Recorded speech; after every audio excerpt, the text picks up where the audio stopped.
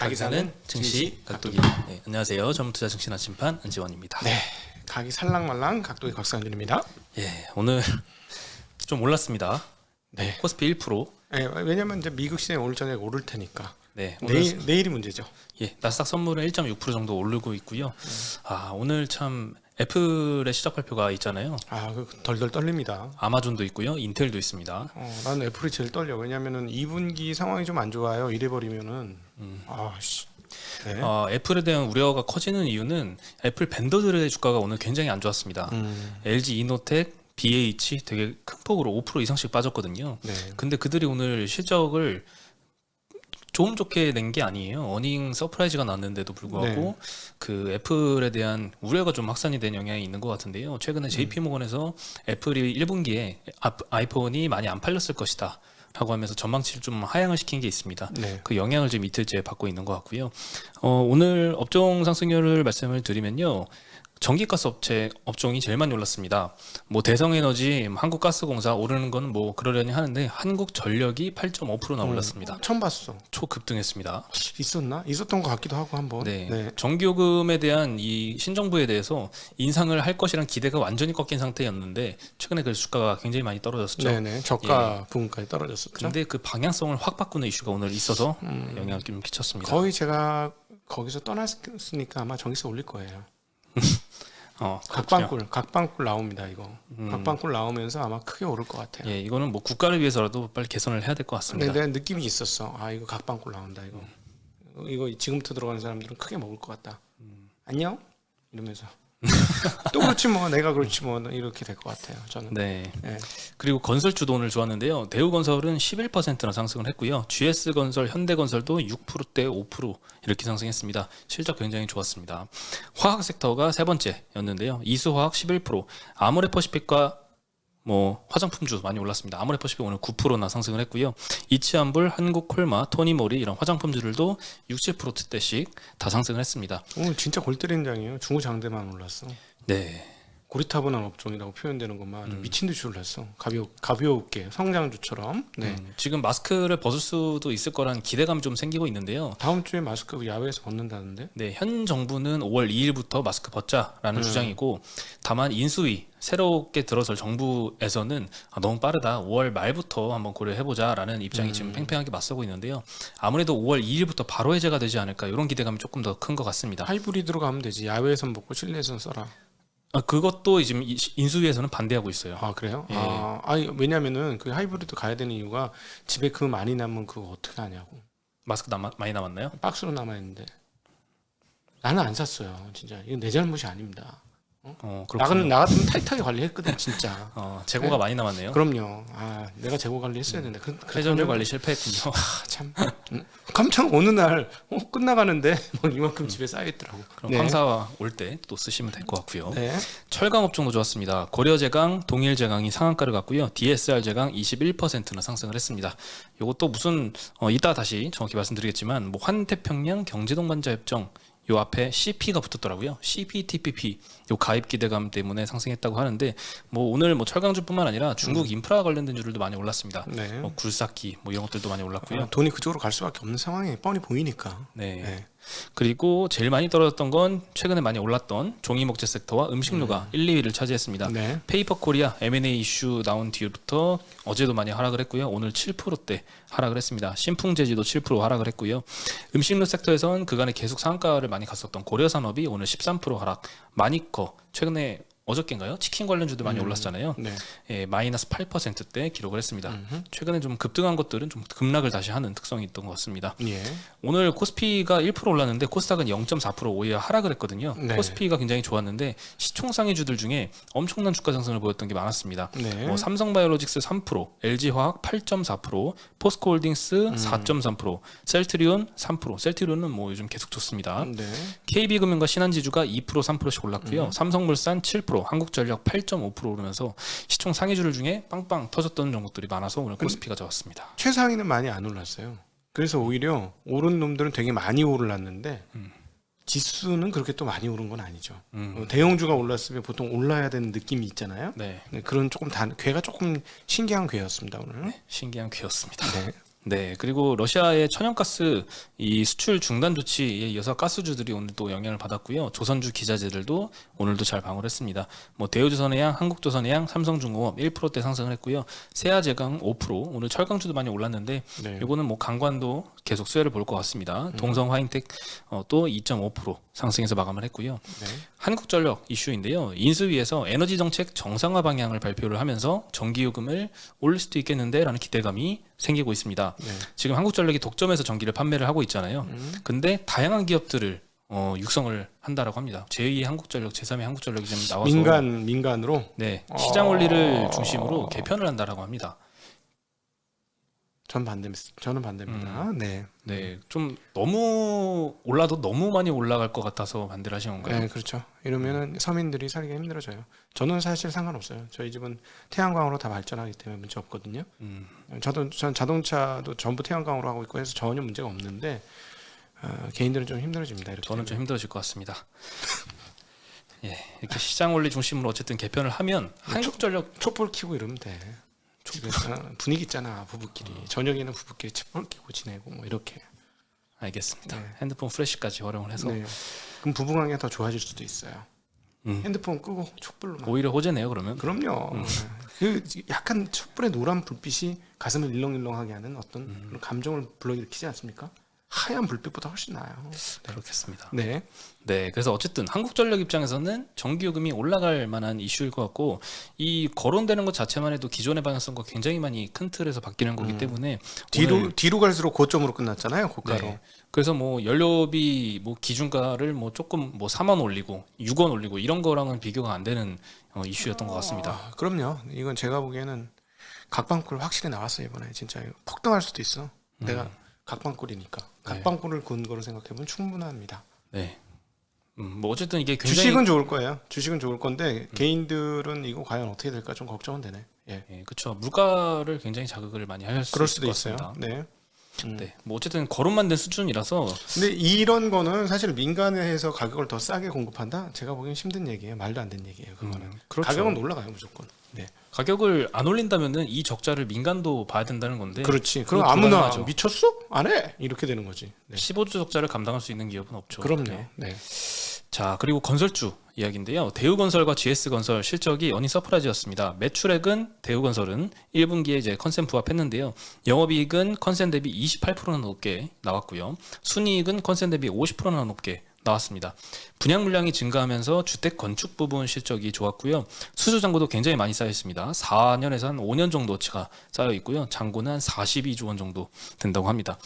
GS건설은 영업이익이 컨센 대비 17% 미달을 했고요. 다만 매출과 순이익이 10%, 18%씩 높은 수치가 발표가 됐는데요. 영업이익이 부진했던 이유가 있습니다. 원가가 확정되지 않은 프로젝트들이 원가율 100%로 회계 인식된 영향이었습니다.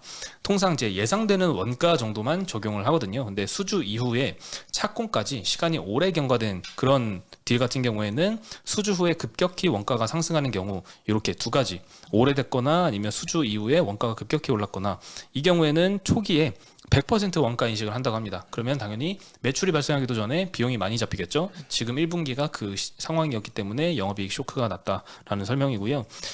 그 이후부터 이제 2분기부터는 실제로 적용되는 원가율을 인식을 하면서 비용 대비해서 매출액이 좀 더 많이 잡힐 것 같습니다. 근데 이렇게 이 진행 원가를 1분기에 확정 못하고 작공을 한 세대가 한 1만 세대가 넘는다고 합니다. 그래서 매출 반영 없이 비용을 좀 많이 인식했기 때문에 영업이익이 좀 컨센에 미달했고요. 이걸 제외한다면 만약 제대로 나왔다면 좀 실적이 잘 나오지 않았을까라는 생각도 들고요. 대표 건설주들 실적도 좋았던 것도 있지만 최근에 발표됐던 거 기본형 건축비와 표준 건축비 요 인상을 검토한다는 소식도 있었죠. 그러면서 이때까지 건설주들이 1분기에 주가가 굉장히 안 좋았던 이유가 이렇게 철근 가격도 오르고 뭐 가격도 오르고 시멘트, 레미콘 다 올려주고 레미콘은 최근에 또 인상하기로 합의를 했었습니다. 근데 이 판가에 전이를 못한다, 뭐 분양가 상한제고 뭐고 막혀 있기 때문에 그런 우려들이 많았었는데 최근에 이 일반 분양에 적용되는 기본형 건축비와 임대주택에 적용되는 표준 건축비 요 둘 다 상향을 한다라는 소식이 있어서 조금 그 우려가 해소가 많이 된 것 같고요. 특히나 이 임대주택에 적용되는 표준 건축비는 2016년 이후로 계속 통계를 해왔었는데요. 이번에 두 자릿수나 인상을 아마 할 수도 있을 것 같습니다. 네, 네. 그래서 건설주들 오늘 호조세를 보였습니다. 근데 어닝이 서프라이즈예요. 주가가 쇼크예요. 주가가 쇼크라서 어닝이 서프라이즈 아닌가? 난 그렇게 보이던데. 난 주가가 쇼크가 되면서 이 컨센도 많이 내려갔다. 아니 그게 아니고 네. 이익 잘 나올 줄 알고 있었어. 음. 근데 사람들이 시장에서 아무 인정을 안 했을 뿐이지. 주가 계속 빠졌잖아요. 그렇죠. 그래서 맨날 뭐 건설주 뭐 증시각동이 건설주 어쩌고저쩌고 이런 데 뭐냐 막 이렇게 했잖아요. 국민들이 싸다고 난 그런 계속 쌉니다. 나는 계속 싸다 그랬어. 싼 걸 싸다 그래야지. 근데 이런 업종이 많아요 지금 한국에. 네. 그렇죠. 그래도 1분기 실적만 보면은 비용이 생각보다 컨트롤 잘 된 것 같습니다. 그러니까 사실은 이렇게 실적 대비 주가가 진짜 안 비싸기 때문에 뭐 미국이 무너지든 뭐 하든 사실 솔직히 이런 주식들 뭐 싼 주식들 갖고 있는 사람들은 2월달 이후부터 시장이 갑자기 이유도 없이 무너질 때는 좀 걱정이 되는데 이럴 때는 좀 괜찮은 것 같아. 예, 이게 이제 확실히 실적이 버텨주면 마음이 좀 든든한 게 있어서 시장이 흔들리고 이래도 마음 안 흔들릴 수 있기 때문에 요즘은 꼭 좀 기억하시면 좋을 것 같습니다. 그렇죠. 거시가 흔들릴 때는 좀 배수가 좀 멀티플이 좀 낮은 그렇잖아. 회사들이 퍼 많이 편하죠. 5배 하는데 뭘 그렇게 겁을 내? 퍼 5배인데. 그렇죠? 그렇죠. 내가 장사해서 퍼 5배 할 수 있을까? 호떡 장사 해가지고는 2,000원씩 2,000원에 호떡 한 장에 2,000원 팔아가지고 600원씩 남겨가지고 다 비용 떼고 600원 이상 남기고 가능할까? 어렵죠. 제 인건비가 안 나올 것 같아요. 막 다 터지게 만들고 막 기술이 안 돼가지고 그럴 것 같은데. 네. 오늘 참 조금 바빠가지고 말을 좀 빨리 하는 점 양해 부탁드리겠습니다. 예, 그리고 이제 포괄적 점진적 환태평양 경제동반자협정이라고 영어로 CPTPP 예전에는 그냥 TPP였는데 이름이 바뀌었습니다. CPTPP로 27일에 이제 오늘 발표를 했는데요. 가입할 수 있을 거라는 기대감이 좀 형성이 되고 있는 것 같습니다. 이 CPTPP는요, 전 세계 이 GDP 13% 정도를 차지하는 경제 권역입니다. 그래서 우리나라가 여기에 다시 포함이 되게 된다면 수출을 할 수 있는 국가가 더 많이 탄생을 하게 되는 거죠. TPP에서 원래 이제 미국이 있었는데 17년도에 탈퇴를 했습니다. 그리고 11개국이 CPTPP로 이름을 바꿨고요. 이 안에 일본도 있거든요. 뭐 호주, 뉴질랜드, 싱가포르, 베트남, 말레이시아 뭐 여러 가지가 있는데요. 특히 일본 같은 경우에는 이미 여기에 소속돼 있어서 철강 업체들 같은 경우에는 이 안에 권역 안에 있으면 이 관세 혜택을 받습니다. 원재료를 해외에서 조달을 해도 관세를 안 내고요. 국내산으로 취급을 해주는 거예요. 그래서 네. 일본 업체들은 이 CPTPP 내 철강 수출을 할 때 그 전까지 혜택을 받아왔는데 우리도 이제 그럴 수 있을 거다. 그러면 상대적으로 경쟁력이 좀 강해질 수 있겠죠. 네. 그리고 관세 혜택도 받을 수 있어서 이거는 분명한 수혜 요인인 건 맞는 것 같습니다. 그래서 오늘 사실 뭐 이게 상한가 정도까지 끌어올릴 이슈인가는 잘 모르겠지만 어쨌든 중소형 철강주는 굉장히 최근에 좀 쩔어 있었거든요. 그래서 모멘텀이 좀 많이 받은 것 아니 같습니다. 철강전 다 쩔죠. 다 쩔어 있긴 하죠. 네. 쩔강 아니야 쩔강? 쩔강이죠. 포스코 쩔강, 현대 쩔강 이런 거 아니에요? 그러네요. 네, 완전 네. 쩔어 있었죠. 네, 다. 그래서 뭐 고려제강, 동일제강 상한가 뭐 뿐만 아니라 포스코와 현대제철도 4%대씩 상승을 했습니다. 여전히 쩔죠. 왜냐하면 핵심은 저거야. 중국에서 수출하느냐 안 하느냐 핵심인데 만드는 것 같긴 한데 수출 잘 안 하는 느낌이 자꾸 들어요. 그래서 그렇다면 계속 말씀드리지만 전년 실적이 기가 막혔는데 올해 전년 실적 비슷하게만 해줘도 퍼 3인데 이건 진짜 너무 쩔지 않았나? 그렇죠. 3배 때는 좀 너무했죠. 좀 심하지. 한 5배는 먹자고. 5배. 5배만 가면 2배 가까이 뭐 엄청납니다. 어느 나라는 뭐 평균이 30배인데 우리나라는 뭐 이런 대표 종목들이 뭐 3배. 3배라니 말도 안 참, 되네요. 네, 그럼 하여튼 되게 쩔어 있습니다. 네. 근데 저거 신기해. 철강도 아니고 저 오늘 상한가 간 놈들은 다른 건데 철심 팔고 이런 애들인데. 그렇죠. 네. 철강이 아닌데도 막 네. 올라간 이상한 종목도 있습니다. 네. 예, 그리고 오늘 은행주가 좀 좋았습니다. 금리가 어느 정도 반등을 하고 있더라고요. 그동안에 이제 고점 찍고 금리가 쭉 빠졌던 게 이제 경기에 대한 걱정 때문에 빠졌던 것 같은데 오늘 네. 다시 반등하는 거 보니까 조금 시장도 긍정적으로 느꼈던 것 같습니다. 네. 은행주가 좋았는데요. 뭐 기업은행, 신한, 지주, 하나금융, 뭐 카카오뱅크까지 다 1%에서 3%대 상승을 했는데요.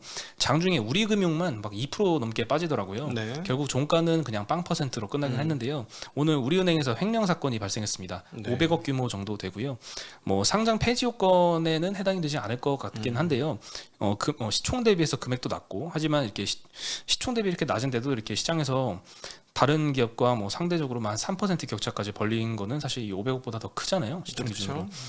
근데 이제 금융회사에서 발생한 사건이라서 좀 영향이 좀 있는 것 같고요. 그리고 이 가져간 이 횡령 범인이라고 할까요? 이 파생 상품에 투자해서 전액 손실 봤다라고 주장을 하고 있습니다. 이게 많아. 진짜로 이게 전액 손실을 봤는지 아니면 어디다 감춰놓는지는 밝혀져야겠지만 회수가 조금 어려워 보이지 않나요? 네. 네. 그 뭐 거래 내역 보여주면 되겠지. 근데 어쨌든 금융 관련된 범죄에 대해서는 조금 강화된 처벌 규칙이 있어야 되는 거 아닌가 하는 생각 가지고 있습니다. 네. 네. 신뢰도의 문제니까요. 예, 뭐 오스템 임플란트가 이제 횡령 예. 1천억 넘게 횡령 사건이 발생했다가 오늘 풀려서 거래 재개되자마자 네. 또 새로운 횡령 사건이 터지면서 참 이 횡령을 꼭 말 막아야 잘해야 돼. 되는데요. 오스템에서 난 건 아니잖아요. 그렇죠? 오스템 임플란트? 에서 난 건 아니잖아요. 또 횡령 사건이 오스템에서 난 건 아니잖아요.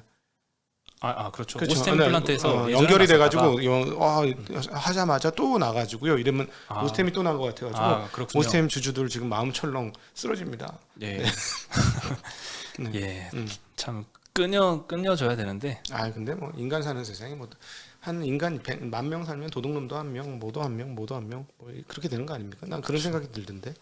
시골 살면 그게 좋아. 10,000명이 안 돼요. 도둑놈이 없어.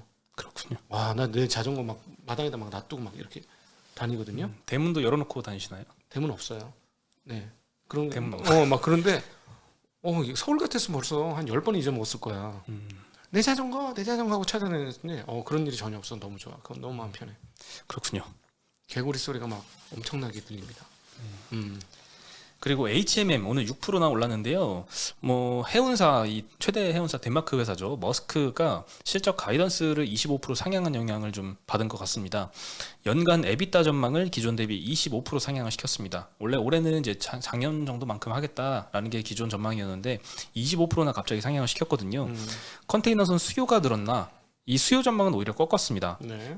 전년 대비 2%에서 4% 정도 늘어날 거라 생각했는데 오히려 낮춰서 오히려 1% 줄거나 아니면 1% 정도 늘거나 이렇게 전망을 낮췄거든요. 네. 그러면 Q가 낮아졌는데 왜 늘어날까? 운임이 잘 방어를 할 것이다라고 지금 생각을 하는 것 같습니다. 기존 대비해서 전망이 좀 많이 바뀌고 있고요. 중국 상하이의 봉쇄가 좀 풀리면서 이 공급 차질이 다시 재발하면서 해운 운임이 계속 이렇게 고공행진할 것이다라는 전망이 좀 있는 것 같습니다. 사실 작년에 3분의 2만 받아도 대박인데. 그렇죠. 얘네들은 진짜. 근데 뭐 작년 피크아웃 우려 때문에 HMM 주가만 봐도 고점 대비 뭐 반토막 났습니다. 근데 만약에 이 머스크의 가이던스처럼 이 운임이 안 떨어져 준다면 또 한번 또 사이클이 또 올 수도 있지 않을까 싶긴 합니다. 예, 1분기 실적 같은 경우에는요, 머스크입니다. 매출액이 55% 늘었고요, 전년 대비. 에비타는 거의 100% 늘었습니다. 에빗은 155% 늘었고요. 예, 에빗과 에비타의 차이는 감가상각비를 도로 더해줬느냐 아니면 고려 안 했느냐 그 차이입니다. 마찬가지로 1분기 물동량은 오히려 전년 대비 7% 감소했습니다. 그럼에도 불구하고 이렇게 뭐 100% 넘게 증가했던 거는 운임이 평균 71% 상승을 한 게 실적의 이유였습니다. 근데 이 상태로 유지한다면 또 한 번 대박을 치겠네요. 그 다음으로는 이제 여기가 조선의 전방이잖아요. 네. 네, 조선의 전방이니까 계속 돈을 많이 버니까 얘네는 저금 삼아서 계속 발주를 할 수 있을 가능성은 높겠네요. 예. 예. 그리고 안타까운 두 종목만 말씀드리고 마감하겠습니다. 펄어비스 같은 경우에는 오늘 10% 하락했습니다. 어제도 한 25% 정도 급락을 했었는데 오늘 추가적으로 하락을 했고요. 오늘도 아침에 매출 순위를 보니까 늘어나지 못했더라고요. 그리고 어저께 제가 실수를 하나 했습니다. 이 게임 같은 경우에는 신작이 출시되면 인기 순위가 있고요. 매출 순위가 있습니다. 인기 순위는 다운로드를 기준으로 책정을 하는 거고 매출은 매출 기준으로 측정을 하는 건데 인기 순위, 이 다운로드 순위는 계속 1위를 유지를 하고 있고요. 어제도 그렇고 그제부터. 근데 매출 순위가 29일을 정점으로 해서 도로 떨어지는 모습을 보이면서 어제 좀 실망을 많이 했거든요. 사실 이 정도 시총을 받는 회사는 한 더 많이 10위권 내로는 최소한 진입을 해줄 거라고 시장이 기대를 했는데 그러지도 못하면서 떨어졌고요. 오늘도 이 매출 순위가 상승하지 못하면서 계속 추가 하락을 했습니다. 야, 근데 조금 더 봐줘야 되는 건 너무 떨리 반영한다. 물론 기대치가 있어서 기대치 부합을 못해서 떨어지는 거는 뭐 일반적인 흐름이니까 그런데 네, 하루 이틀 보고 그거 어떻게 알지? 그렇죠. 그렇게 금방 승부가 나나요? 게임은? 그리고 항상 이렇게 초반에 결과가 이렇게 안 좋으면 항상 안 좋은 그런 것들이 막 여기저기 막 나오더라고요. 뭐 과금 체계가 까보니까 너무 안 좋다. 네. 뭐 저게 안 좋다. 사실 네. 뭐 재미가 없다. 이런 얘기가 계속 나오고 있거든요. 네. 네, 그러면서 뭐 일단 초기 성과는 부진했던 건 맞는 것 같습니다. 네. 기대 대비요. 음. 그리고 오스템 임플란트 거래 재개가 됐는데요. 7.4% 하락을 했습니다.